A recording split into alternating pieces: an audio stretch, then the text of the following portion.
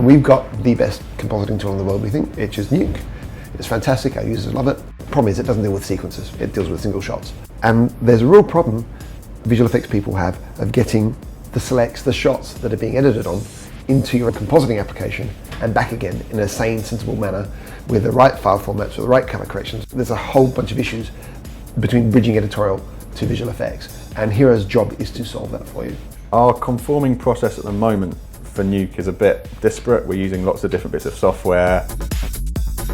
We don't have a fully featured good method of supplying shots into a NUKE department because we're working in a much more film-based way where we're sending shots out to multiple artists, 3D departments, to the tracking software, you know, we're sending it out all over the place.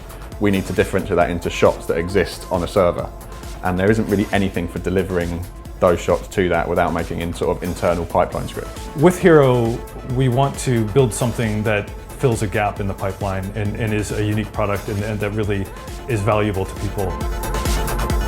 For version 1.0, what we're really focusing on is the conform process. So getting EDLs and XMLs in accurately, matching up to the offline, getting that all conformed and matched up with some good tools, you know, viewer that will let you compare things in flexible ways and figure out if you're really matching it up right. NUKE's lacking ability at the moment is any editorial control.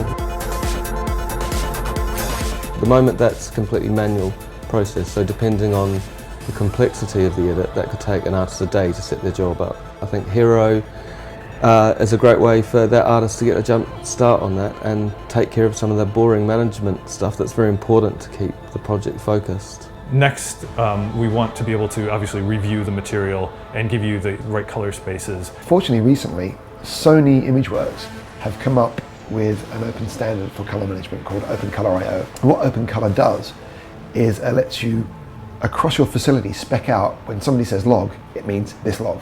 There's a level of confidence that people tend to have in NUKE as being that it's like a window to your file, like the color space stuff just works. After that, you need to get it out to the artist to actually do work on it. The first reaction we had when we saw Hiero was, oh, finally, we have a review tool completely collaborative with NUKE. A lead of a project can come in, set up Hiero, have a timeline, bring in the ADL from the editor, and set up all the shots in NUKE with all the scripts automatically. That's a very big time saver. I guess the big deal, and it's one of the things that we were thinking about right at the beginning, is the amount of time, especially like a really talented flame artist even, spends doing editorial tasks that are really mindless. Especially like outputting whips and keeping things up to date, and they shouldn't be doing that, they should be making things look pretty. Different versions in a commercial pipeline is one of the most important things. I think Hiero will kind of come into that process really well. You can just version up or version down at any moment you want. You can select which version is the one you want to show.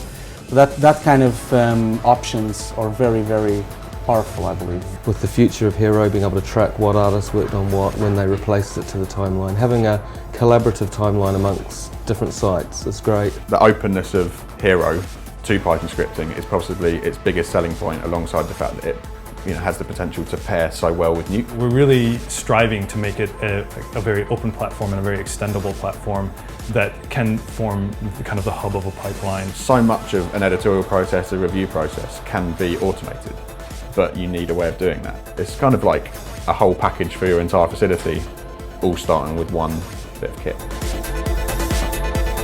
We knew we needed to make Hiero capable of supporting pretty much anything that NUKE can do, because that's what is going to come in and out. And that's, the general workflow today.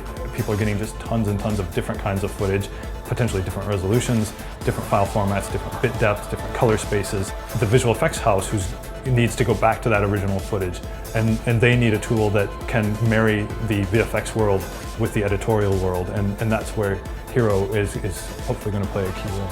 It's a pipelinable editorial tool is what it really is. Combined with all the other bits and pieces, make it a very powerful tool for facilitating visual effects. Combined with NUKE, you'll be able to do huge amounts of work you couldn't before.